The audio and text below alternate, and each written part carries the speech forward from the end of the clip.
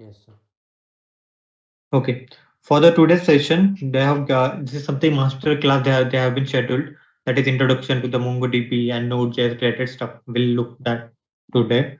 I think first time I'm taking out. I mean this master class for your batch, right? No, sir, this is second time. Second time. We already had that one.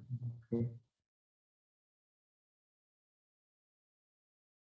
Okay, fine. So let's go ahead. So what I was saying, like Node.js, what is the syllabus topic that env file? Okay, then after that event loop in the Node.js.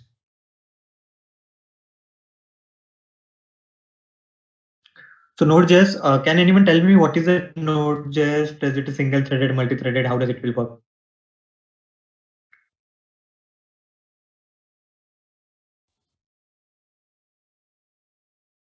Yes, sir. Sir, Node.js is a runtime environment for JavaScript that enables us to write JavaScript code outside the web browser. Mm-hmm. It So, is single-threaded and mainly handles asynchronous operation.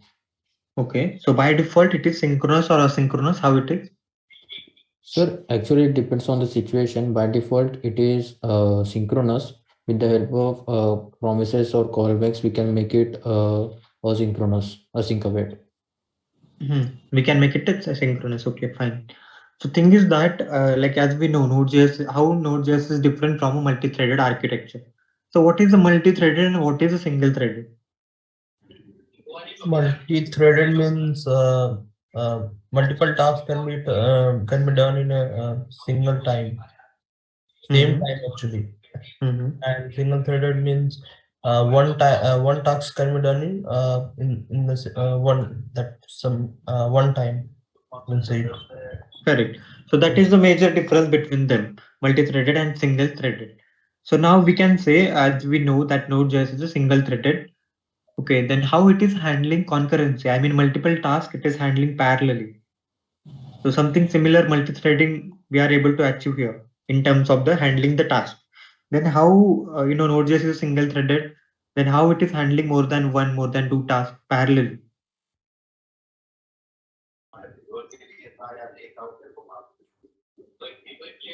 Because of that event you cannot. Yeah, even Because two and listen to me, sir. yeah. Look, sir, because in that JavaScript we have only one call stack, right, sir? Okay. So every every every execution happen in that call stack. So whenever we execute synchronous task, that it will be easy for executing normally. But whenever we execute asynchronous, like promise based, this type of execution, that it will be stored in a callback queue or micro task queue, and it is handled by the event loop. And whenever the synchronous task will be executed successfully, then call stack will be empty. Then after that, event loop take the one task from the callback queue, and it's put down in the call stack, and it will be executed. So this is the way, this is the way to process the all the tasks using the Node.js, sir. So that's why it's more performant than other languages. Okay. See, as you guys know, it is single-threaded. Still, it is able to handle multiple requests parallelly. Correct. So how much request it can handle within a second? So you learned Express.js framework, right? Express.js, Happy.js, Trappy.js. These are different framework which comes under the Node.js. So Express.js, how much request it will handle per second?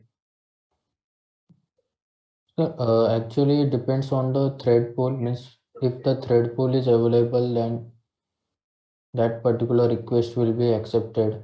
Okay. So I agree on you on it that it is depends on the thread pool, but there should be a by default limit that how many requests thread pool can access per second, right? Every framework built on that perspective only, correct? There should be the limit for each and every framework. So, there is three thread pools, I guess. Mhm. So, three will be the limit. Three will be the limit. So you mean within a second it will handle only three tasks, correct? So it Yes, can sir. handle 10,000 to 15,000 tasks in a second. Correct. Yeah. See, Node.js, as we know, only you mentioned only three threads are there, right? So nothing like that. It depends on the framework version, which framework version you guys are using, and it depends on the architectural setup of that particular framework. If I talk about the Express.js, it will handle near about 15,000 requests per second. In the upcoming version, that handling request size of that handling request has been increased. If I talk about the Strappy.js, Happy.js, over there, request handling capacity is more than the Express.js. Probably these frameworks like Strappy, Oak.js, if you heard the name, they're handling 40,000, 50,000 requests per second, not per minute, per second, I'm telling you. So that is something limit has been set for each and every framework. So while choosing a framework, we should understand how much traffic we are getting in our backend server. So on top of that, we should choose a perfect framework for our backend services. So it depends on our requirement totally.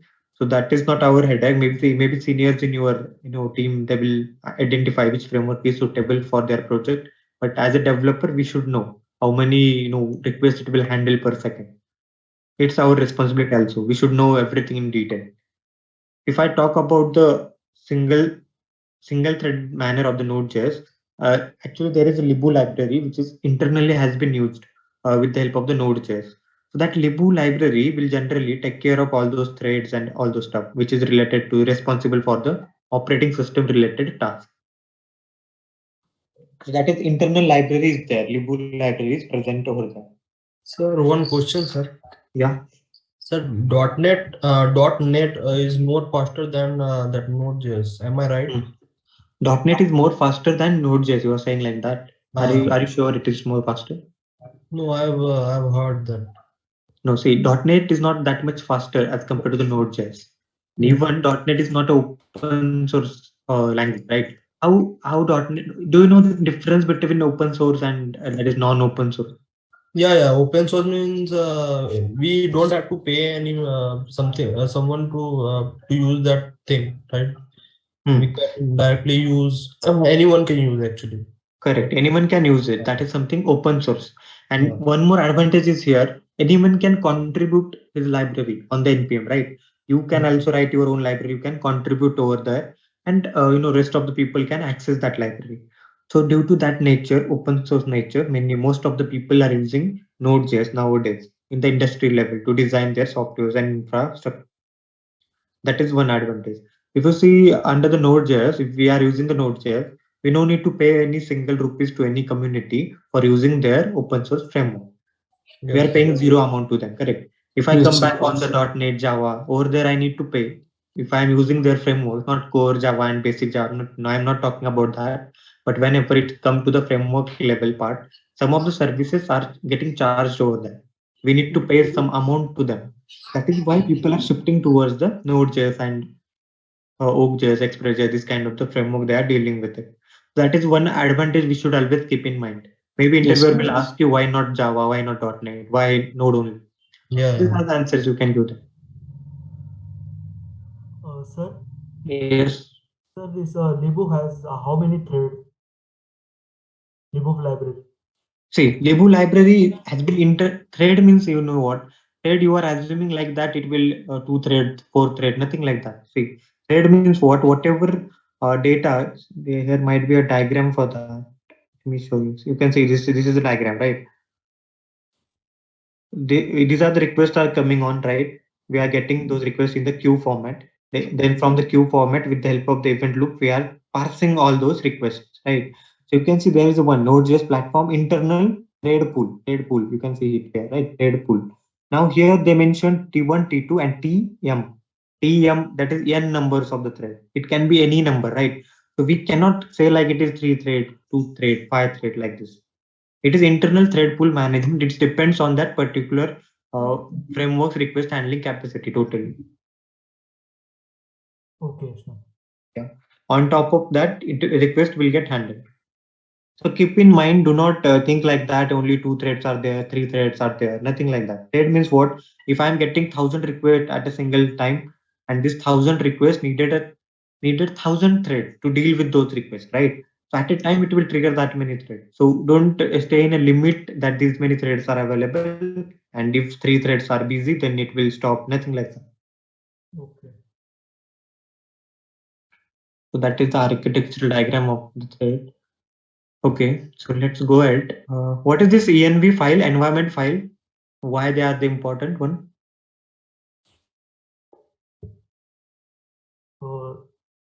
this env file is important for storing our important passwords and credentials and API keys for keeping them secure.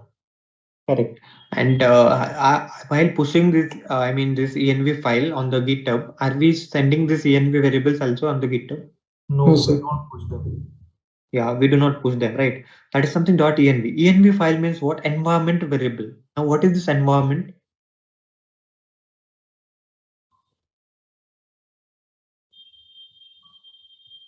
Why we call it as an environment variable? See, environment means We what? can use it everywhere in our application. Everywhere in our application. No, nothing like that. See, environment means what? See, whenever you guys are having the development, right? So your port is generally local host, correct? Local environment, correct? Am I right or not? Wrong. Yes. Whenever you run npm run dev, npm start, ideally your server is running on the local host. Agree Yes, with sir. it? Okay. So after that, that is means local environment you guys have. So if local host means local environment. So in the local environment might be your database is different, correct? Environment variables are different. Like DB is something local host, something like that you are using. There is one more environment variable that is node env. Generally we write like this node env equal to local. So you can see these are the local host means our environment. There is one more environment that is dev environment, development. So this is my development environment. So under this dev environment, what will happen whenever my development is done? So we are the developer, correct? Generally, we do the development at the local environment. Up to this clear? Yes, clear. Generally, we do development here, right? Once I deployed it on the AWS, then deployment part, there is a separate environment that is something development environment, which is for us and the testers who is testing our application. So whenever it will be deployed on the dev environment, dev means development environment. Now here on the dev environment, again my database will be the different, my node env will be the different here. So my database name can be anything like devdb, something like this. And my dev and node env will be development here. This is my second environment, that is development environment.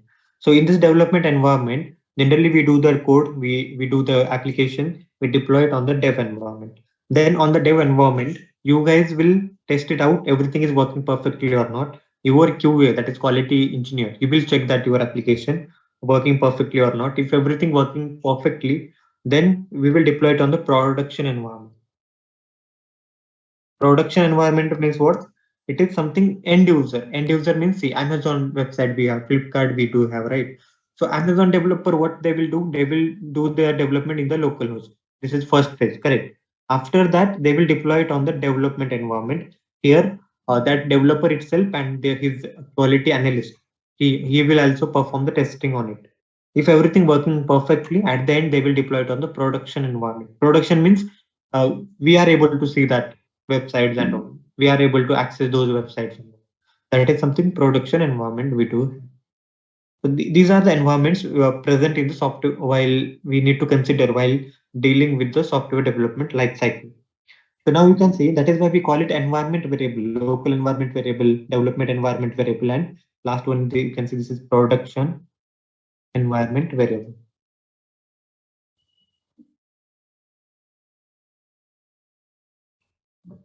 So this is my prod environment. And you can see database for the prod is also different databases. So all those .env files are separate over there. If I am trying to add all those environment file in my GitHub repository, then it will be the leakage of my secret. Anyone who has access to that GitHub account, he can check my secret data, database credential and everything, right? So we cannot add this secret in that GitHub repository. That is why .env file has been introduced. So in that .env file, generally we will add all the environments depends on the our environment variable depends on the environment which we have. If we have the local environment, then we will add this in our .env. We will add the local related data. If it is development, then we will add this. If it is production, then we will add this. So in terms of that, it is changing everywhere. Clear now? What is the environment? Why we are taking .env file to store the record. Sir, we will be like manually doing this, or like ENV will be doing this on its own. See, at the local host, we are writing the .env, correct? So whenever we will deploy it on the dev environment, development, at that time, on the AWS, there is Docker, Kubernetes, this kind of the services are available to deploy our application. So while deploying this application in the Docker and Kubernetes, at that time, DevOps team, you can say, have you guys heard the name DevOps team? So That we is have heard about Docker, sir, not DevOps. Okay. So Docker and all that is for the deployment. Okay, and DevOps team is they are the developers. We can say they are taking care of the your AWS cloud only. So deployment related stuff they will take care. Okay. So those people will while deploying it on the development environment, those people will change this env file in the Docker and Kubernetes. For getting my point. Then whenever they will deploy on the production, they will change this env variable to this variable. That is something production related variables. So in this way, this environment file will be updated with the help of the other development DevOps engineer, as I mentioned. So those people will take care of all those things. Sir, but why do we need .in? We can also do the same thing with normal JavaScript file also, right? Correct. We can do it the normal JavaScript file also. But problem is here that you can see if you are writing, let me open my Visual Studio. Sir एक बार हिंदी में बताना sir .env का मतलब. You didn't get it. Which language should I prefer, Hindi or English? So Hindi will be better, I think so. English I know, but yes sir, Hindi is better. Okay, ठीक है. आपा sir अच्छा बता रहे हैं लेकिन थोड़ा हिंदी में करेंगे तो और अच्छा लगेगा. ओके कोई इशू नहीं. सबको हिंदी समझ में आती है ना? हाँ सर. Yes sir. आती है सर. हाँ सर. ओके, फिर सही है. किसको नहीं आती ना, इसलिए पूछ रहा हूँ.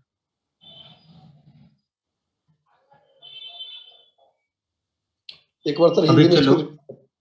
हाँ ठीक है. देखो अभी अपने पास क्या है ना, env फाइल है. ठीक है, env फाइल में क्या रहता है, एनवायरनमेंट रहता है कि किस एनवायरनमेंट पे अपना एप्लीकेशन डिप्लॉयड होगा. ठीक है, पहला एनवायरनमेंट तो लोकल होस्ट है, जो जहाँ पे हम लोग कोडिंग करते हैं, आप और मैं डेवलपर. हमारी कोडिंग खत्म होने के बाद वो करेंगे अपन उसको डेवलपमेंट पे डिप्लॉय करेंगे. तो डेवलपमेंट एक दूसरा एक एनवायरनमेंट है. ठीक है, तो उस एनवायरनमेंट पे आप डेवलपर और टेस्टर दोनों चेक करेंगे कि एप्लीकेशन ठीक से वर्क कर रहा है या नहीं. अगर यहाँ पे वर्क कर रहा है प्रॉपरली सब कुछ, तो फिर वो प्रोडक्शन पे डिप्लॉय कर रहे हैं. प्रोडक्शन मतलब एंड यूजर जो कि वो एप्लीकेशन यूज कर रहे हैं, जैसे अमेजॉन, फ्लिपकार्ट अपन यूज कर रहे हैं राइट, वेब ऐप, मतलब वो प्रोडक्शन पे डिप्लॉयड है. एंड यूजर अपन है उसके. और डेवलपमेंट पे अमेजॉन की जो डेवलपमेंट टीम है वो लोग वहां पे टेस्ट करेंगे उस एनवायरनमेंट पे, और लोकल तो उनके लोकल एनवायरनमेंट पे वो लोग उनका डेवलपमेंट करेंगे. This are the different environment अपने पास है. ठीक है, अभी मैं जाता हूँ इधर. ये मेरा एक्सप्रेस जेएस का सेटअप है. ठीक है, इसके अंदर जैसे मैंने बोला आपने क्या चाहिए, .env फाइल. तो फाइल कैसे बनती है, एकदम रूट फोल्डर रहता है ना आपका एक्सप्रेस जेएस का जो भी है, एकदम रूट फोल्डर में आप एक .env फाइल क्रिएट कर दें.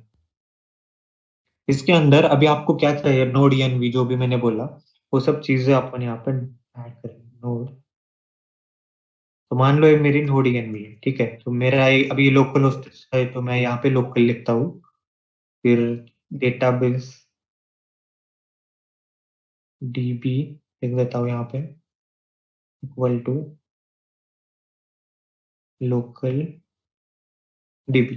तो एक एग्जांपल ले रहा हूँ मैं. ठीक है, ये सिर्फ now local db, local node env मिला अपने को, db मिला. ठीक है, अभी ये जो भी डेटा है ना .env फाइल, अगर आप लोग जैसे बोल रहे हो कि ये डेटा मैं मेरे किसी भी एक जेएस फाइल में रख के ऐड कर सकता हूँ. मान लो मैंने डेटा यहाँ पे मेरे जेएस फाइल में रखा कहीं पे. ठीक है, तो आप लोग जब पुश करोगे ना कोड, तो भी आपकी जेएस फाइल तो चली जाएगी गिटहब पे, जाएगी कि नहीं? Yes sir. नहीं मैं वैसा नहीं बोला सर. मतलब ये दोनों अगर सेपरेट जावास्क्रिप्ट फाइल बनाए और वो फाइल पुश नहीं की, वो गेट इग्नोर में डाल दी, तो वो भी सेम ही काम करेगी ना? वो फाइल आप गिट इग्नोर में डालोगे नहीं ना, वैसा नहीं. देखो env कैसे काम करता है ना, आपके वेरिएबल जो भी आपके एनवायरनमेंट वेरिएबल है उनको वन टाइम रीड करता है. ठीक है, इसलिए उसको एनवायरनमेंट फाइल बोलते हैं. अभी .env फाइल जो मेरा डेटा है यहाँ पे, इस फाइल को वन टाइम रीड करेगा किसी भी एक फाइल में जहां से आपका एग्जीक्यूशन शुरू हो रहा है. तो फिर ये आपके सारे वेरिएबल आप किसी भी फाइल में जाके कंसोल लॉग नोड env करोगे ना, वहां पे आपको डेटा मिलेगा, process.env डॉट नोड env कहीं पे भी जाके करोगे फिर भी आपको वहां पे डेटा मिल जाएगा। तो एक्चुअली क्या करता है आपके उस एनवायरनमेंट में इंजेक्ट कर देता है वो वेरिएबल, इसलिए उसकी डॉट env फाइल सेपरेट बनती है। अच्छा, तो वो इंपोर्ट नहीं करना पड़ता क्या? कहीं पे इंपोर्ट नहीं करना पड़ता। ओके, आप ओके। कहीं पे भी जाके ऐसा लिखोगे ना, प्रोसेस डॉट ऐसा process dot env dot node environment ऐसा लिखोगे कहीं पे भी जाके जेएस में, तो आपको यहाँ पे वैल्यू मिल जाएगी, आपको उसको इंपोर्ट करने की जरूरत नहीं है हर टाइम। डायरेक्ट एक्सेस करना करना पड़ता है ना? हाँ, डायरेक्टली वो एक्सेस हो जाए, तो इसलिए उसकी एक फाइल सेपरेट ही बन जाती है। हाँ, तो process Hello, dot sir. Env यही एनवायरनमेंट वेरिएबल है ना सर? हाँ, प्रोसेस डॉट env मतलब प्रोसेस, इसके अंदर डॉट env फाइल है, उसके अंदर जो नोड env है उसकी वैल्यू हमें चाहिए, इसका मीनिंग ये रहा। Hello sir. Hello sir. या सर, तो यदि मैं इसको गिटहब पे पुश कर दिया, a.env पुश नहीं हुआ, तो कोई दूसरा कोई जब क्लोन करेगा तो उसको इस वेरिएबल कैसे एक्सेस होगा सर? हाँ, तो फिर कैसा कंपनी में दूसरे वेरिएबल मिलेंगे नहीं बराबर, तो उसको सेपरेट मेल करके वेरिएबल्स अपन उसको भेजते हैं, तो वो मेल से वो वेरिएबल उठा के उसके फाइल में जाके डॉट env फाइल क्रिएट करके वहां पे उसके वेरिएबल ऐड करें। Okay sir. Excuse me sir, yes. For example अगर हम लोग को ये प्रोडक्शन में डालना है तो इसके लिए हमें उसको बिल्ड बनाना पड़ेगा, राइट? तो राइट राइट। वो बिल्ड के अंदर ये एनवायरनमेंट फाइल इनकोडेड होगी या फिर उसके अंदर नहीं नहीं, बिल्ड के अंदर देखो, बिल्ड अपन कैसे बनाते हैं गिटहब पे जाके, ठीक है, वहां पे तो डॉट env फाइल होती नहीं है बराबर, तो dot env file DevOps team separately add करेंगे while deployment.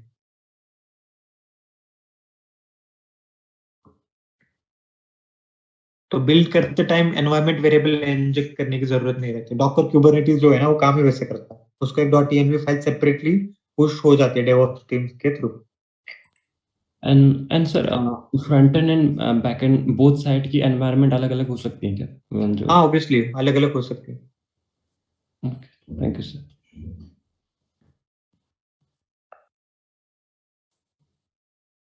Clear now environment? किसी को कुछ डाउट? क्लियर। मतलब बैकएंड में और फ्रंट एंड में सर कैसे अलग अलग हो सकती है एनवायरनमेंट ये डॉट env फाइल सर? हाँ, देखो आपका जो बैकएंड का फोल्डर रहता है ना उस हाँ। माई ऐप में, उसके अंदर आप एक डॉट env फाइल बना सकते हो बैकएंड फ्रंट एंड के फोल्डर में, राइट? और हाँ। सेम फाइल आप बैकएंड के भी फोल्डर में बना सकते हो dot env, that doesn't matter. तो काम तो दोनों का एक ही है ना, मतलब वहां पे भी ऐड करने के लिए काम एक ही सीक्रेट। है, लेकिन ऐसा हो सकता है कि आपके जो एनवायरनमेंट वेरिएबल्स है फ्रंट एंड के और बैक एंड के दोनों वो अलग डिफरेंट अलग है। हो सकते हैं, वो हाँ, डिफरेंट हो सकते हैं। Okay. ऑब्वियसली।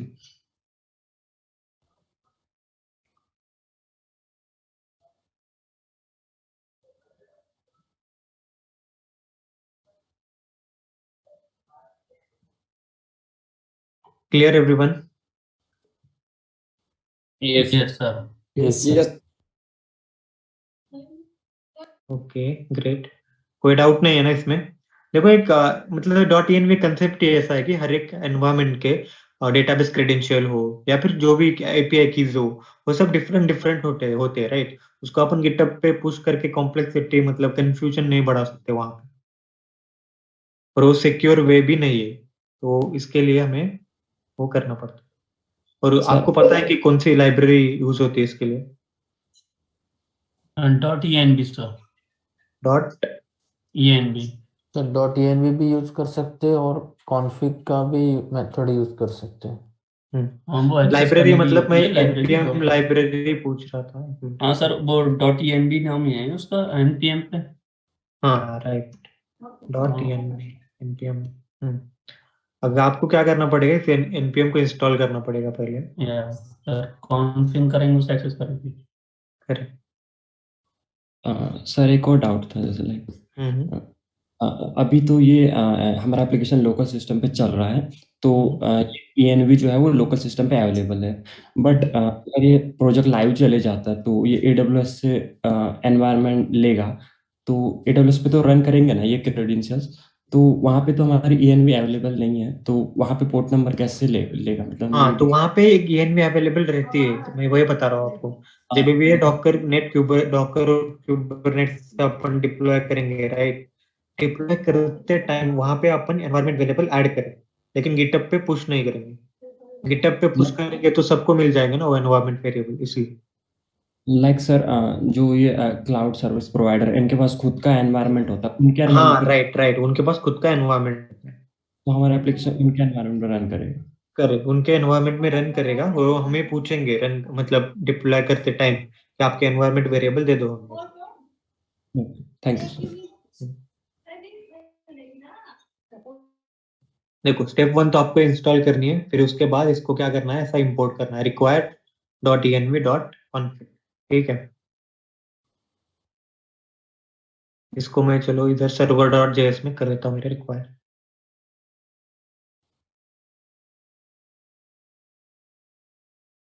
ठीक है, यहाँ पे मैंने उसको रिक्वायर किया। मेरे नोड env क्या है, नोड env लोकल और db जैसा है लोकल होस्ट। अभी server.js फाइल में एक कंसोल लॉक कर दो।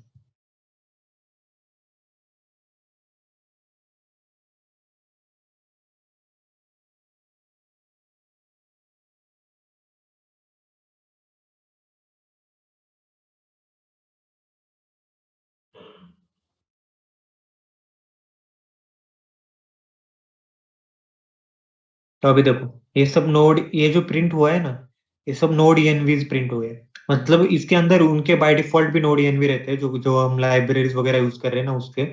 और जो अपना जो नोड env है, नोड env db, ये भी आपको यहाँ पे देखो नोड env लोकल, और ये जो db है ना, ये भी मिल जाएगा यहाँ पे। So this is the way. आपको एक बार कंसोल लॉक करके दिखा देता हूँ मैं, node env dot process.env dot node env।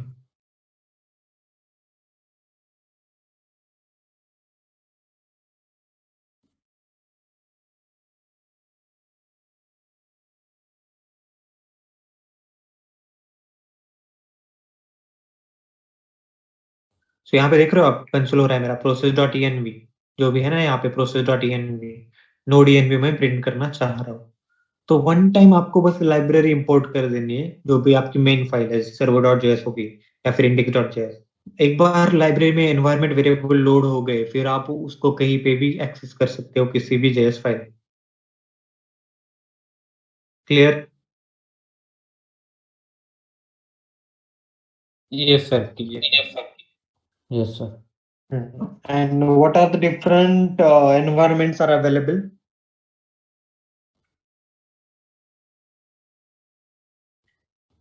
Sir question क्या था आपका, फिर से रिपीट करेंगे? मतलब Like first one is the local environment, second one is the development environment, third one is the production environment. Correct, these are the different environments are available। ये भी याद रखो, इंटरव्यूअर पूछेगा नहीं पता नहीं, लेकिन याद रखो पूछ भी सकता है। अभी आप फ्रेशर हो, एक्सपीरियंस वालों को तो ऐसा नहीं पूछते कितने एनवायरनमेंट रहते हैं, उनको पता रहता है सब। आप लोगों को पूछ सकते हैं question. So please can you come again? Like क्या क्या? क्वेश्चन नहीं कितने सर, एनवायरनमेंट, हाँ सर, वो इसका आंसर क्या होता है? Like what are the different types of the environment? Localhost, Different types of the development, environment. production. Local environment, dev environment, development, production environment. These are the different environment. There is one more, that is QA wala, that is also one more QA environment. But normally सभी companies में ना, normally 95% we can say यही तीन environment रहते हैं, local, dev, product, that's it. तो अभी दूसरी जो कंपनीज रहती है ना बैंकिंग सेक्टर वाली, उनके बहुत सारे एनवायरनमेंट रहते हैं, क्यूए वाला, फिर QA2, क्योंकि उन लोगों को बहुत ज्यादा टेस्टिंग करना पड़ता है, बैंकिंग का पैसे का मामला है, राइट। उनके ज्यादा एनवायरनमेंट हो सकते हैं मे बी, तो उसके बाद वो प्रोडक्शन पे बिल्ड करेंगे। लेकिन नॉर्मली इतने ही रहते हैं, लोकल, डेव एंड प्रोडक्ट। ये तीन भी याद रखोगे तो बस है।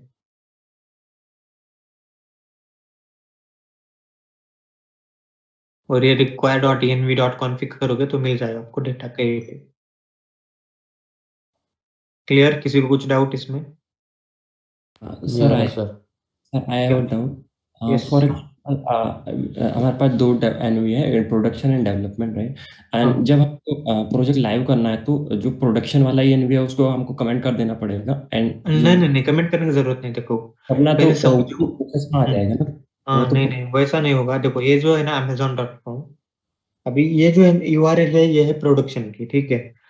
तो इसकी फाइल सब कुछ अलग रहेगा, बराबर, www.amazon.com ऐसा।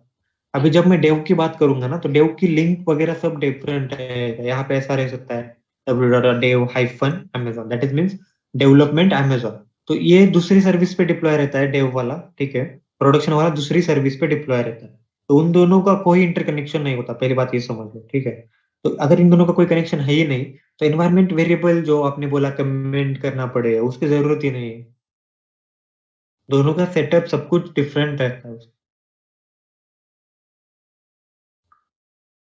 समझ रहे हो आप मैं क्या बोल रहा हूँ? हाँ सर, हाँ।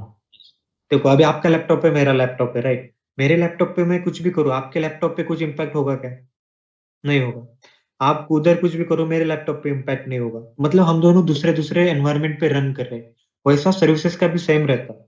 एक दो सर्विसेज जो है डेव वाला एंड प्रोडक्शन वाला, वो दोनों दोनों सर्विसेज दोनों डिफरेंट सर्विसेज पे रन कर रहे हैं।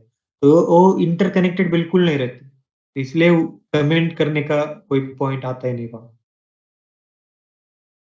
ठीक है। हाँ सर।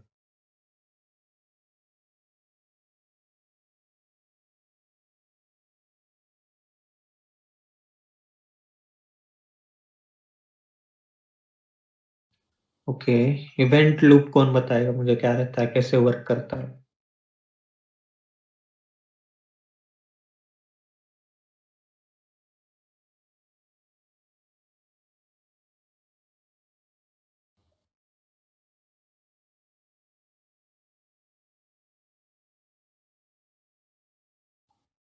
हेलो, हाँ मैं sir. Audio event loop. Sir event loop normally मतलब वो ऑब्जर्व करते रहता है event Q and call stack को, और जो भी रिक्वेस्ट हमारी इवेंट क्यू में रहती है उसे वो पुश करता है कॉल स्टैक में। और कॉल स्टैक क्या करता है, एक रिक्वेस्ट कंप्लीट करने के बाद उसे पॉप करके न्यू रिक्वेस्ट एक्सेप्ट करता है। हाँ ठीक है। सर। अभी देखो, ये डायग्राम है अपने, ठीक है। Client one, n numbers of the client अपने पास है, ठीक है। सब क्लाइंट क्या कर रहे हैं, रिक्वेस्ट भेज रहे हैं अपने सर्वर को। तो सर्वर क्या करेगा, इवेंट क्यू में अपने सभी रिक्वेस्ट वहां पे रहेंगे, ठीक है। सो नोड जैसा सिंगल थ्रेडेड है, तो वो किस पे काम करेगा, इवेंट लूप पे। इवेंट लूप क्या करता है, वो वॉच करता रहता है इवेंट क्यू को, यहाँ से रिक्वेस्ट लेने का उसका काम है। तो यहाँ से वो रिक्वेस्ट फेच करेगा, और वन एंड वन वो रिक्वेस्ट क्या करेगा, प्रोसेस करेगा। तो व्हाइल प्रोसेसिंग दैट रिक्वेस्ट, आप यहाँ पे देखो डायग्राम, बहुत अच्छी डायग्राम बनाई है ये request one, request two, N numbers of the request, ठीक है। वो यहाँ पे चेक कर रहा है, इज ब्लॉकिंग IO रिक्वेस्ट। अगर ये ब्लॉकिंग है रिक्वेस्ट, ठीक है, तो वो क्या करेगा, अगर ये यस है, ब्लॉकिंग में यस है, तो इसको ये क्या कर रहा है, थ्रेड डिक्लेयर कर रहा है यहाँ पे। तो ये थ्रेड क्या करेगा, ब्लॉकिंग है इसका मतलब ये क्या करेगा, ब्लॉकिंग का मतलब क्या है, जैसे डेटाबेस से डेटा लेकर आओ, या फिर फाइल रीड करो, या फाइल डिलीट करो। इस ऑपरेशन को अपन क्या बोलते हैं, blocking kind of application, blocking kind of thread और सिचुएशन वी कैन से। सो उनको क्या कर रहा है, ट्रैक कर रहा है। तो ये क्या करेंगे, फिर एक एक जाके यहाँ से डेटा लेकर आएंगे, या फिर फाइल डिलीट करेंगे, जो भी है। तो ये सब काम किससे होता है, थ्रेड मैनेजमेंट से होता है। तो जितनी भी रिक्वेस्ट आएंगी उसको ब्रेक डाउन किया जाएगा हर एक छोटे छोटे थ्रेड में। तो ये थ्रेड का काम क्या है, वो जाएंगे, टास्क परफॉर्म करेंगे, फिर वापस आएंगे इवेंट लूप के पास, we done with this task. तो इवेंट लूप क्या करेगा, ये थ्रेड कंप्लीट हो गया, ठीक है। तो ये थ्रेड किस क्लाइंट से आ रहा था, 1 2 3, ये numbers of the client we have, right. उसका ट्रैक रहता है इवेंट लूप के पास कि किस क्लाइंट से रिक्वेस्ट आई है और किस थ्रेड को दी गई है। ये रिक्वेस्ट किसके पास रहता है, इवेंट लूप के पास। सो थ्रेड क्या करेगा, उसका ऑपरेशन परफॉर्म हो गया, फिर वो वापस आएगा इवेंट लूप के पास, I am done with my task, ठीक है। तो फिर इवेंट लूप जज करेगा, ये क्लाइंट वन से आई थी, तो वो जो रिजल्ट है वो क्लाइंट वन को भेज देगा। ये काम है इवेंट लूप का, और इस बिहाफ पे ही अपन एक मल्टी थ्रेडिंग अचीव कर रहे हैं Node.js.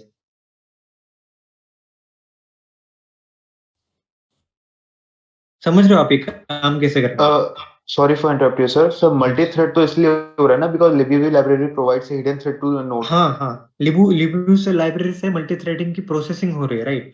Right, because library library based on multi-thread operations. Correct correct, तो उस लाइब्रेरी के बेस पे ही रन हो रहा है ना इवेंट लूप। Correct. और फिर यहाँ पे मल्टीपल रिक्वेस्ट पैरेलली वो हैंडल कर रहा है with the help of the thread pool. और सर अगर नॉन ब्लॉकिंग ऑपरेशन है तो फिर उसमें थ्रेड वगैरह कुछ यूज नहीं होगा ना, थ्रेड पुल? होगा ना, होगा ना। अभी देखो, ऑपरेशन अगर ब्लॉकिंग है, ठीक है, ब्लॉक कर रहा है कोई ऑपरेशन 2 सेकंड 3 सेकंड के लिए, ठीक है, तो मेरा थ्रेड कैसा जाएगा, वो 3 सेकंड वेट करेगा। मतलब एक थ्रेड मैंने दे दिया T1 को, एक मैंने काम दे दिया, जाए काम करके आ। तो T1 का वो काम है 3 लगे या 5 लगे या 1 घंटा लगे, वो जाएगा, वो काम करके ही वापस आएगा। या फिर काम करते टाइम कुछ एरर आई तो वो एरर लेकर आएगा वापस, किसके पास आएगा, इवेंट लूप के पास आएगा। फिर इवेंट लूप देखेगा ये क्लाइंट 1 ने भेजा था, तो वो क्लाइंट 1 को रिस्पॉन्स भेज देगा वापस कि भाई ये आपका रिस्पॉन्स है, जो भी रिजल्ट है, एरर हो या फिर एक्चुअल रिजल्ट हो, जो भी है वो उसको भेज देगा। Simple. Okay okay sir.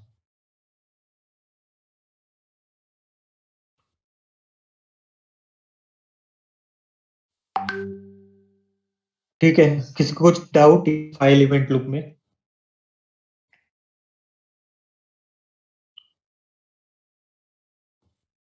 No sir. No, sir. Okay. So MongoDB, why Uh, that? I have one doubt, sir, in Node. Can you just please explain event module and event emitter? Event emitter, what it is doing? Can you tell me? Event emitter. No. I don't know, sir. That's why I'm asking you. See, emitting the event means what? Whatever event we are getting in the Node.js, right? For handling this event, we can apply event emitter.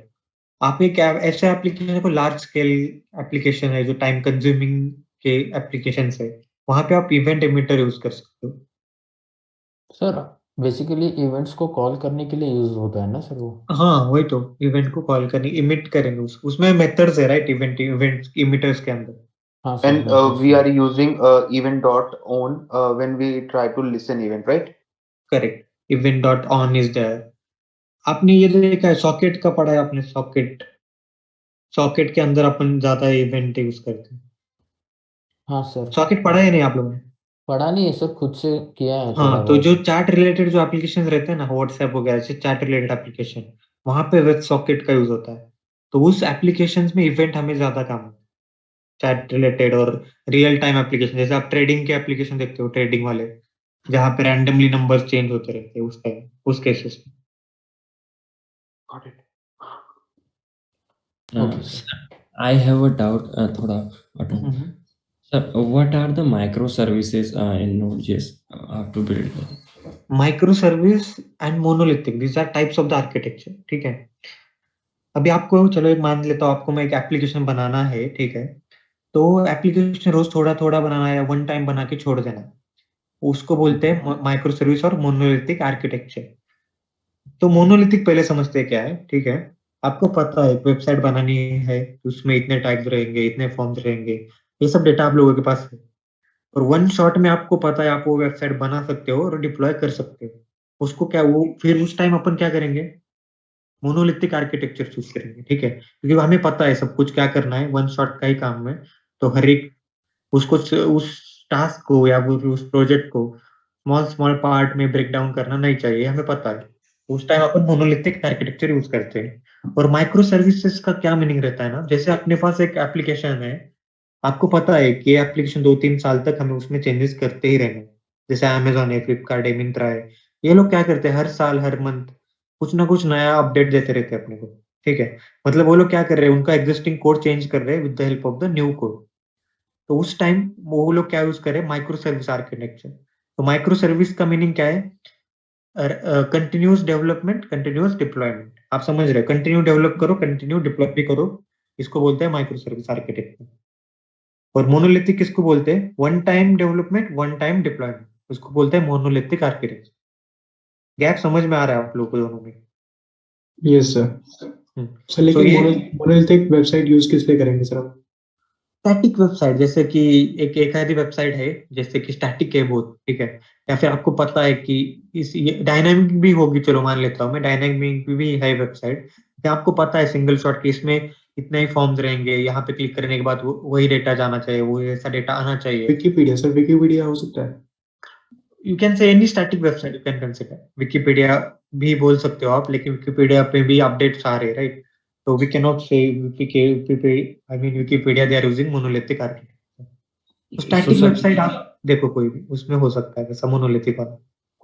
Static मतलब word wrong है, static website वहां पे। Dynamic भी website monolithic के अंदर बन सकती है, बस मेरी रिक्वायरमेंट ये है, सपोज आपको एक मैंने बोला कि कैसा एप्लीकेशन एक फॉर्म बनाओ, वहां पे स्टूडेंट आएगा, उसका नाम एंटर करेगा, उसके मार्क्स एंटर करेगा, सबमिट पे क्लिक करेगा तो मार्क्स सेव हो जाने चाहिए, ठीक है। ऐसा एक मैंने आपको बोला, एक छोटा सा एक एप्लीकेशन बना दो। फिर मैं आपको ये भी बोल रहा हूँ कि हमें यही एप्लीकेशन बनाना है, उसमें मुझे कोई भी चेंज नहीं चाहिए in the upcoming 10 year 15 year. तो आप लोग क्या सोचेंगे, चेंज तो कुछ करना है नहीं उसके अंदर, तो मैं क्यों माइक्रो सर्विस आर्किटेक्चर यूज करूँ, मैं तो मोनोलिथिक करूंगा अगर कुछ चेंज करना ही नहीं उसमें, ठीक है। उस केस में आप मोनोलिथिक आर्किटेक्चर बना सकते सर तो कोडिंग टाइम में तो कोई डिफरेंस नहीं आएगा ना, मतलब उसको डिप्लॉयमेंट टाइम में आएगा। हैं।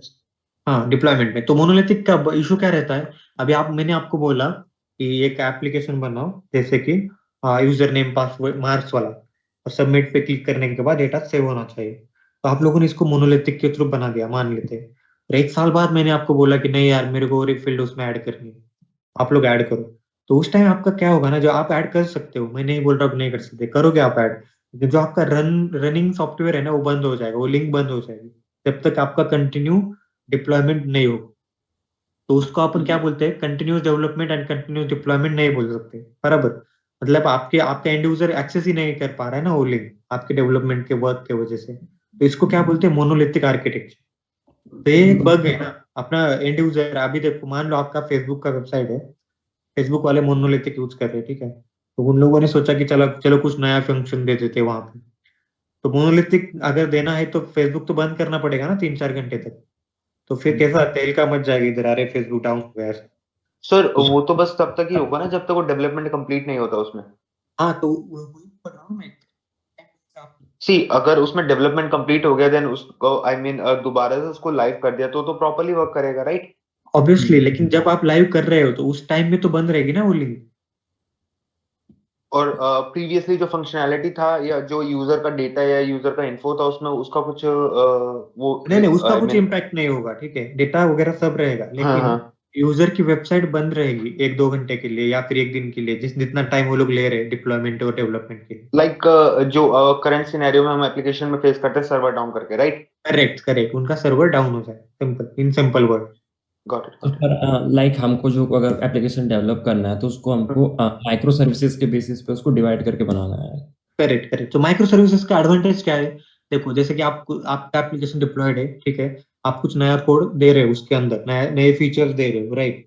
तो उस टाइम वो एप्लीकेशन की लिंक बंद नहीं होगी, उनका सर्वर डाउन नहीं होगा, वो कंटिन्यू डिप्लॉयमेंट आप वहां पे कर सकते हो। जैसे ही आपका यूजर, जो भी मैं हूँ अमेजोन वेबसाइट, मैं उसको एक बार रिफ्रेश करूंगा तो वो नया जो फीचर जो यूज किया है, अप्लाई किया है उन डेवलपर्स ने, वो मुझे वहां पे दिख जाएगा। उसको क्या बोलते हैं, माइक्रो सर्विस आर्किटेक्चर। मतलब यूजर एक्सेस भी करता रहे लिंक, और अपना भी काम होता रहे बैक एंड में, आई मीन बैकग्राउंड में, डिप्लॉयमेंट वाला। इसको बोलते हैं माइक्रो सर्विस आर्किटेक्चर। तो कौन सा बेटर है, क्या सोचते हो आप? Sir micro service. Obviously micro service better है, राइट। तो ये जो मोनोलिथिक का ड्रॉबैक था ना वो सर्वर डाउन वाला, इसलिए माइक्रो सर्विस को इंट्रोड्यूस किया गया है बाद में। सो तो ये बेसिकली एक सर लाइव जैसे होने अगर हमने एक डॉकर फाइल क्रिएट की है तो उसके बाद से कुबरनेट्स का क्या यूज होता है? डॉकर क्यूब ऐसे उसको उसमें इतना डीप में मत जाओ, डिप्लॉयमेंट वाला पार्ट है, ठीक है।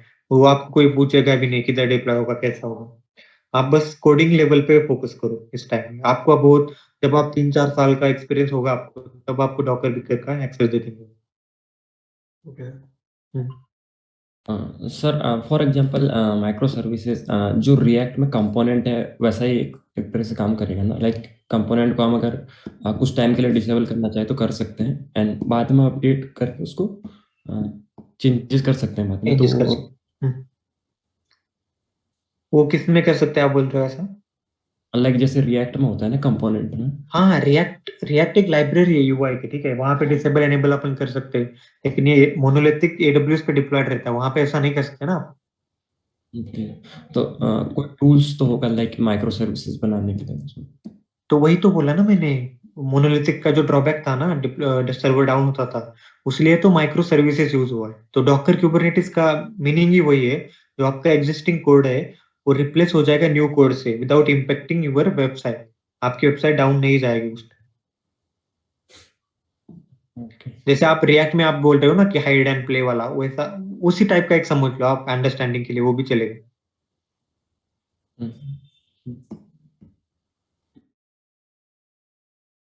Okay, now what is MongoDB? Can anyone introduce me with MongoDB? So MongoDB is a NoSQL database in which documents are created in JSON format, Mm-hmm.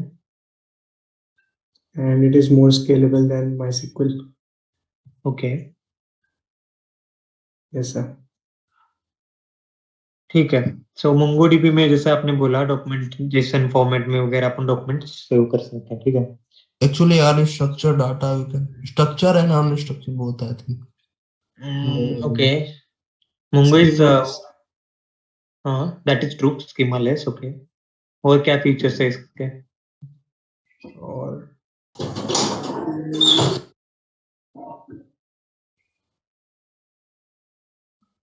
Cap theorem पता है Mongo का? yes, sir. CAP cap theorem. नहीं sir. No, sir. Okay, cap theorem नहीं पता, ठीक है. Sharding पता है? No, sir. इतना No, idea sir. नहीं. नाम सुना है पार्टीशन सर. टॉलरेंस वगैरह पता है MongoDB? नहीं नहीं नहीं कितने नहीं दिन हो गए आप लोगों को MongoDB पढ़ के? MongoDB सर बहुत एडवांस MongoDB नहीं पता. सर 2 महीने हुए हैं सर. सर वो असाइनमेंट के टाइम ही MongoDB पढ़ा था, मतलब अलग से नहीं पढ़ा, असाइनमेंट करते टाइम ही MongoDB और Node.js साथ में ही पढ़े थे सब. उसका बेसिक क्वेरी में भी like find one is create and all. ऐसा नहीं था कि पहले थोड़ा बहुत Queries क्वेरी and पढ़ा दिया aggregation फिर. pipeline तो पढ़ा. Queries and aggregation pipeline. Fine, ठीक है. इंडेक्सिंग पता है MongoDB में कैसे होती है? हाँ सर पता है. Theory Yes, sir. थ्योरेटिकल पता है. थियोरेटिकल पता है, ठीक है. क्वेरी कर सकते हो इंडेक्सिंग वाली? हाँ sir create Yes, sir. Index करके मेथड होता है उसका यूज करना पड़ता है. ठीक है. तो देखो थोड़ा आप एक काम करो, थोड़ा Mongo थोड़ा डीप में पढ़ो. जैसे मैंने बोला शार्डिंग क्या होता है, पार्टीशन टॉलरेंस क्या होता है, कैप थ्योरम क्या होता है, ठीक है. MongoDB में document I mean collection to collection अपन जॉइन वगैरह लगा सकते हैं क्या? Reference populate and dollar lookup का यूज कर सकते हैं सर. ठीक है, वो पता है, वो वैसे ही है फिर. तो शेडिंग वही होती है ना जो मतलब सर्वर डिवाइड कर देते हैं, मतलब ऐसा कुछ. और जो आपने पार्टली कुछ पूछा था उसका भी इसी से रिलेटेड कुछ होता है. करेक्ट. उसमें मतलब मल्टीपल्स ऑफ सर्वर यूज करते हैं ऐसा कुछ. स्प्लिट करता है वो डेटा. Dollar match. एक बार क्वेश्चन बोल दीजिए फिर से. शार्डिंग और क्या बोलो? शार्डिंग इंडेक्सिंग पढ़ो, शार्डिंग पढ़ो, पार्टीशन टॉलरेंस पढ़ो, फिर कैप थ्योरम पढ़ो. सर वो एग्रीगेशन पाइपलाइन वाला बता देना आप. एग्रीगेशन पाइपलाइन मतलब क्या? देखो आप जो भी SQL में कैसे एग्रीगेशंस है ना वहां पे, जैसे कि मैप मैच हो गया, फिर लाइक हो गया, ऑपरेटर एग्रीगेट ऑपरेटर है ना वहां पे भी, एवरेज वगैरह, सम, वो सब एग्रीगेशन फंक्शन जो है SQL डेटाबेस में, वो MySQL मतलब Mongo में भी प्रेजेंट है. उन्हें यूज करने के लिए डॉट एग्रीगेट की जरूरत पड़ती है. Dot aggregate you can see match group. Sir यानी कि जो हमारे फंक्शन है डॉलर मैच और ग्रुप है वो MySQL के आपके कहना चाहते हो? MySQL के है ऐसा नहीं बोल रहा मैं, दोनों में है ना. देखो MySQL में अगर मैं एग्रीगेट फंक्शन आपको यूज करने को बोलता हूँ वैसे कि सम निकालो एक कॉलम की पर्टिकुलर, तो आप कैसे क्वेरी लिख रहे हो यहाँ पे? सेलेक्ट सम एंड ऐसा आप लिखते हो ना, मार्क्स वगैरह, मार्क्स फ्रॉम. तो मान लो मेरा टेबल है स्टूडेंट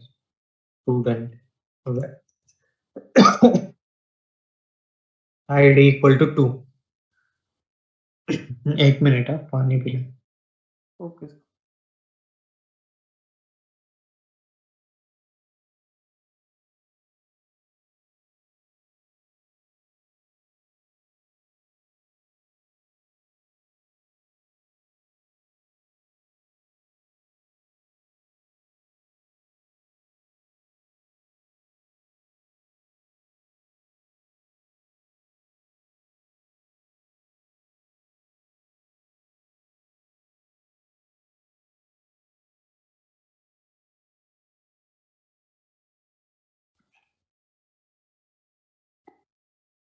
तो ठीक है, तो ऐसे आप क्वेरी लिखते हो राइट. एक एग्रीगेट फंक्शन है in terms of the MySQL. सम निकाल रहा हूं मैं मार्क्स की, जो कि स्टूडेंट टेबल में कंडीशन है ID इक्वल टू 2. यही सेम क्वेरी अगर मैं आपको बोलूं मोंगो में लिखो तो कैसे लिखोगे आप?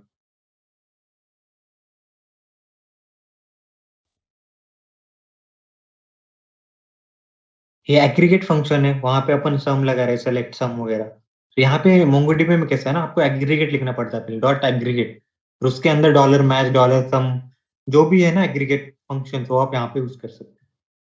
तो इसलिए इसको एग्रीगेट बोलते हैं, एग्रीगेट पाइपलाइन। इसमें डॉलर ग्रुप का क्या काम होता है? ग्रुपिंग करता है। सिक्वल में आपने पढ़ा है ग्रुप कैसे काम करता है? सीक्वल में पाइपलाइन नहीं होता है ना सर? सिक्वल में पाइपलाइन नहीं होता। वहां पे देखो, यहाँ पे देखो सम है, यहाँ पे भी देखो डॉलर सम क्वांटिटी, मतलब क्वांटिटी की ये सम निकालता है, ठीक है। तो यही मैं यहाँ पे भी मैं क्या कर रहा हूँ, सम निकाल रहा हूँ मास की। तो सिक्वल में ऐसी क्वेरी होगी, और माई सिक्वल में ऐसे जो रहता है ना सम एवरेज जो भी है टर्म्स, उसके लिए यहाँ पे एग्रीगेट है, एग्रीगेट पाइपलाइन। अंडरस्कोर आईडी क्या है उसमें?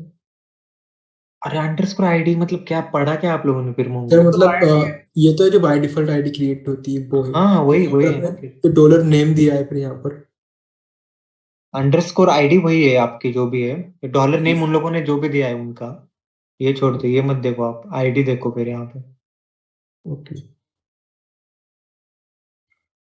सर तो मैच इसकी क्यूरी क्या है? वो क्यूरी आती है आज के डेट से लास्ट मंथ के रिकॉर्ड्स दिखाओ या सेल्स के नंबर, तो इसकी क्यूरी कैसे लिखते हो? आज के डेट से लास्ट मंथ के देखो, आप वहां पे ऑपरेटर है जीटी एलटी, बराबर आपने सुना है इनके बारे में, हाँ तो हाँ उनका यूज कर सकते हो ना आप। हाँ, मतलब क्रिएटेड एट लेस देन और ग्रेटर देन। हाँ, greater than equal to, less than equal to, ऐसा। हाँ ठीक है। डेट्स के लिए Sir, can you please provide some sources where we can learn those topic you are talking about, indexing, encapsulation, shading? देखो MongoDB का आप एक ऑफिशियल भी डॉक्यूमेंट पढ़ोगे ना, मिल जाएगा। ये सर कल पढ़ा था मैंने। ये मोंगोडीबी एटलास पढ़ा है आपको, पढ़ाया गया है आपको? ठीक है। सर And थ्योरी how नहीं we पढ़ाया can सर, थ्योरी नहीं पढ़ाया, सब प्रैक्टिकल में प्रोजेक्ट में क्या यूज होता है कैसे करना है, बस वही नॉलेज है। हाँ ठीक है, वही वही सही रहता है। थ्योरी का है क्या, एटलस एक डिप्लॉयमेंट का एक वे है मोंगोडीबी, इससे ज्यादा है ही क्या थ्योरी उसमें। Okay, and one more thing, like we have a particular schema, and we have document records of the document. Like particular documents have ID, like start 1, 2, 3, and in this scenario, how we can auto increment? Like auto if you create, yeah, auto increment operation. Underscore ID आपको auto increment चाहिए, बराबर? Right, right, right, right. वो by default he auto increment रहता है, ठीक है। No, no, वो but वो तो Mongo जो हमारा वो ऑटोमेटिक जनरेट करके देता है ID, but if you add one like particular one document के लिए आपने आईडी दिया उसको 1, राइट, सेकंड के लिए आपने दिया 2, सो जैसे आप नेक्स्ट टू नेक्स्ट क्रिएट करते जाएंगे डॉक्यूमेंट या फिर नया रिकॉर्ड क्रिएट करेंगे तो ऑटो इंक्रीमेंट होना चाहिए। हाँ तो वो होता रहता है ऑटो इंक्रीमेंट, आप अभी भी ट्राई करो। देखो मेरे पास एक मोंगोज है, मोंगो कंपास।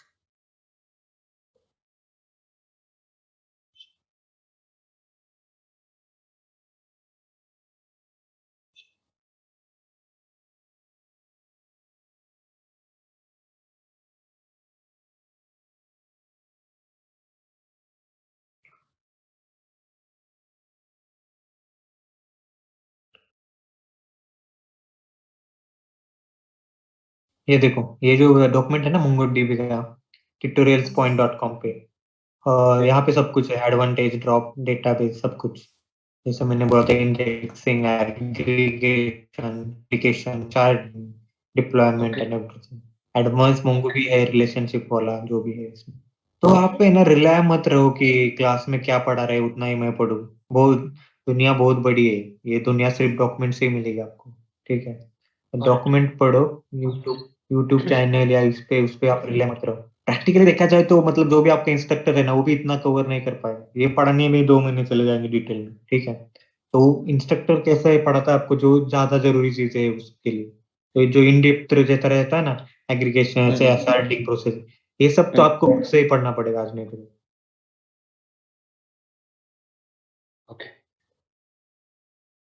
मैं क्या आपको दिखा रहा था, मोंगोडीबी ना, ऑटो इंक्रीमेंट। हाँ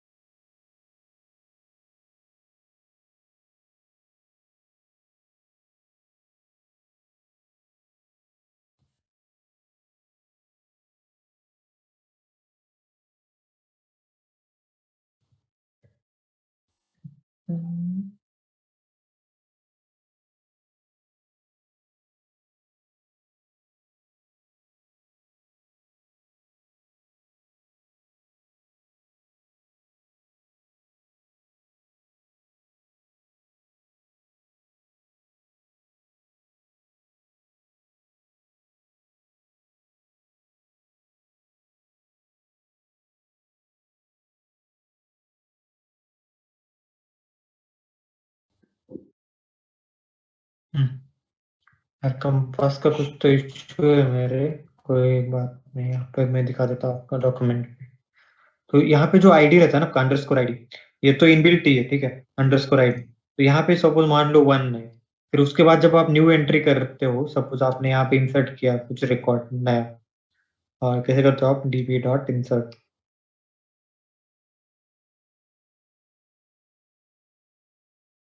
मान लो यहाँ पे आपने एक इंसर्ट किया, उसके बाद इस लाइन नंबर पे जो आपका अंडरस्कोर आईडी है वो ऑटोमेटिकली 2 हो जाए, ये आपको करने की जरूरत नहीं, ये बाय डिफॉल्ट है मोंगोडीबी के अंदर। तो Okay, उन्होंने बनाया है ये अंडरस्कोर आईडी को एज अ प्राइमरी की, मतलब यूनिक की उन्होंने उसको बना के दिया है पहले से, उसके आपने कुछ Okay. हाँ Got it. set So कर- you have a 3 document here, like you have 3 record. If you are deleting a second number of record, so when you add a new record in this scenario, like a 4th number record, so उसका जो particular ID होगा वो second होगा या 4th होगा? Because नहीं you don't have any. Fourth होगा उसका। Okay, and what about the second one? वो वो तो second डिलीट कर place. दिया ना आपने, वो रिप्लेस नहीं करेगा उसके जगह कुछ। Okay, so वो like for the further process वो empty रहेगा, right? एम्प्टी Number रहेगा। second. Okay, उसके अंदर डेटा ही नहीं रहेगा, एक बार आईडी डिलीट तो डिलीट, बात खत्म। वो आगे की आईडी लेता चलेगा। अंडरस्कोर आईडी और इंडेक्सिंग रहती है क्या अंडरस्कोर आईडी पे? हाँ सर, वो डिफॉल्ट इंडेक्स क्रिएट करता है ना। हाँ, इस पे ना बाय डिफॉल्ट इंडेक्सिंग रहती है अंडरस्कोर आईडी पे, आपको क्रिएट करने की जरूरत नहीं है, ठीक है। मान लो अगर आपको खुद की इंडेक्सिंग लगानी है किसी कॉलम, आई मीन फील्ड पे, फील्ड रहते हैं राइट डॉक्यूमेंट के अंदर, तो आप किस फील्ड पे लगाओगे इंडेक्सिंग? जो ज्यादा फेच हो रहा है फेच हो रहा है मतलब क्या? मिस वो जो एट्रीब्यूट ज्यादा यूज हो रहा है मिस, बोल सकते हैं, उसको अपन इंडेक्स में दे सकते हैं। यूज हो रहा है मतलब यहाँ पे जहाँ सिलेक्ट सम मार्क्स है यहाँ पे, ठीक है, सपोज ये क्वेरी हाँ, पकड़ लो, हाँ। तो मतलब आप मार्क्स पे इंडेक्सिंग लगाओगे, या फिर यहाँ हाँ, पे सर। एक सपोज ऐसा है सर जो name- यूनिक होता है उसमें लगा देंगे। नहीं समझो आप पहले, ठीक है, यहाँ पे मेरा नेम है, ठीक है, अभी देखो यहाँ पे मार्क्स भी एक कॉलम है राइट, नेम भी एक कॉलम है बराबर, हाँ, तो आप किस कॉलम पे इंडेक्सिंग लगाओगे, मार्क्स पे या फिर नेम पे? नेम पे। नेम पे राइट। करते हैं ना शायद हाँ। कि हम मतलब कौन से डाटा, हम डाटा कैसे चाहते हैं। देखो आप एक वैलिड आंसर नहीं दे पा रहे हो, मैंने क्या पूछा किस कॉलम पे आप इंडेक्सिंग लगाओ, ठीक है, तो आप क्या बोल रहे हो Name पे। कि नेम पे या मार्क्स पे, राइट। लेकिन टेक्निकल Name। टर्म में जब इंटरव्यू पूछेगा किस कॉलम पे आप इंडेक्सिंग लगाओगे, क्या बोलोगे आप उस टाइम? फील्ड पे। फील्ड पे, लेकिन किस फील्ड पे? आपको वहां पे उसे बताना है जिस फील्ड पे हम सबसे ज्यादा वेयर कंडीशंस लगा रहे हैं उस फील्ड पे हम इंडेक्सिंग हाँ, लगाएंगे। कंडीशन। तो ये conditions, हाँ, इसको क्या बोलते हैं, वैलिड, इसको वैलिड आंसर बोलते हैं राइट। इंटरव्यू भी समझ में आया उसको फटक कर नहीं पता है, आप ऐसे घुमाओ मत आंसर, एक वो 2-3, जरूरी नहीं है आप 4-5 लाइन का आंसर दो जैसे आपने दिया अभी तक, ऐसे करो नेम पे स्टूडेंट पे, 2 वर्ड्स में बता दोगे ना कि वेयर कंडीशन इस पे ज्यादा लगती है वहां पे नेम इंडेक्सिंग लगा सकते हैं, सफिशिएंट। Okay sir. ठीक है, कुछ डाउट है किसी को? सर जो भी आपने लिंक प्रोवाइड किया है ट्यूटोरियल्स पॉइंट, इसमें ऑटो इंक्रीमेंट करके एक एडवांस मोंगोडीबी में टॉपिक है, इसमें दिया हुआ है कि creating a JavaScript function to get next SQL value. Can you just please check it?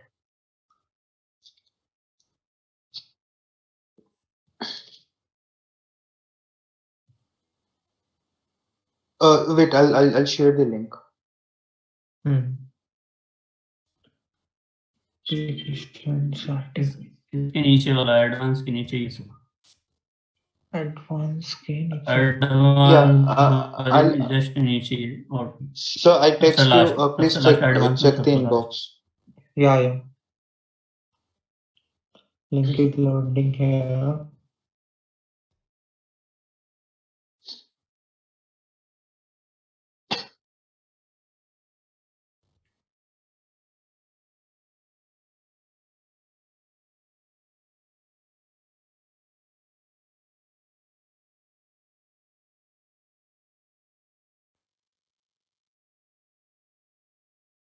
Sequence value सी उन्होंने यहाँ पे क्या बोला है अंडरस्कोर आईडी, ठीक है।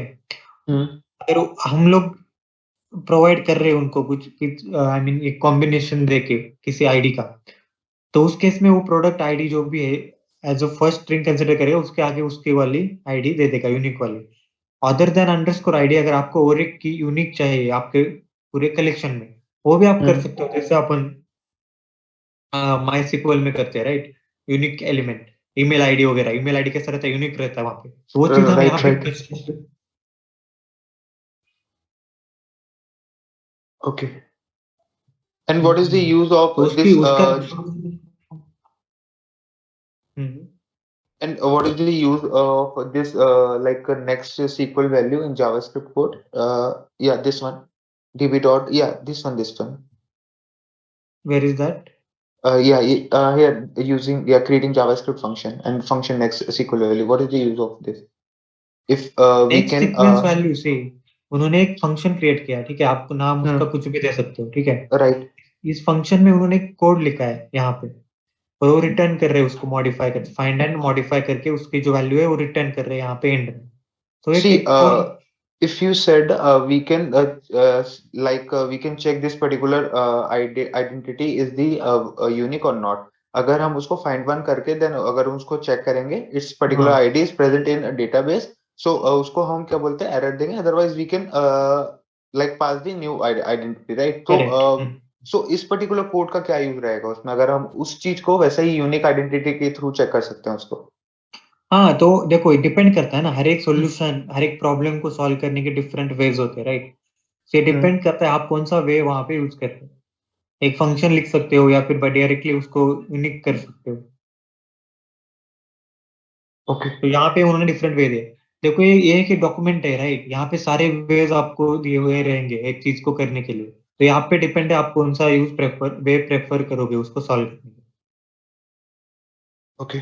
सो इसमें अगर मैं स्पेसिफिक आईडी में वैलिडेशन दे देता हूँ स्कीमा के अंदर ही कि यूनिक आइडेंटिटी मेरे को चाहिए, तो इट्स अ वैलिड पॉइंट और नॉट?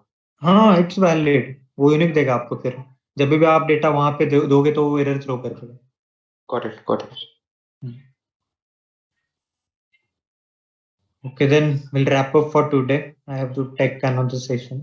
सर बस राउट स्प्लिटिंग बता दीजिए सर शॉर्ट में एक बार।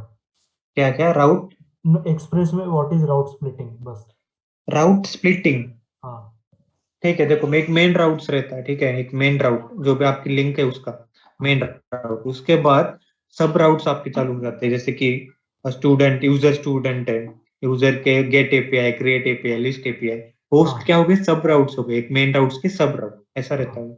अभी आपकी एक लिंक है http://api.com/student-detail, स्टूडेंट, ठीक है। तो उसके आगे मैं और एक स्लैश दूंगा, वहां पे क्रिएट स्टूडेंट लिखूंगा या फिर list of the student, delete student. तो मेरा मेन राउट वही रहेगा, बस सब राउट्स वहां पे चेंज हो रहे हैं, उसको बोलते हैं सब राउट्स। तो वो डिपेंड है आप कैसे स्ट्रक्चर कर रहे हो आपके बैकएंड पे उसको। तो मतलब इसको ही राउट स्प्लिटिंग बोलते हैं क्या मतलब? हाँ, ओके ठीक है, समझा।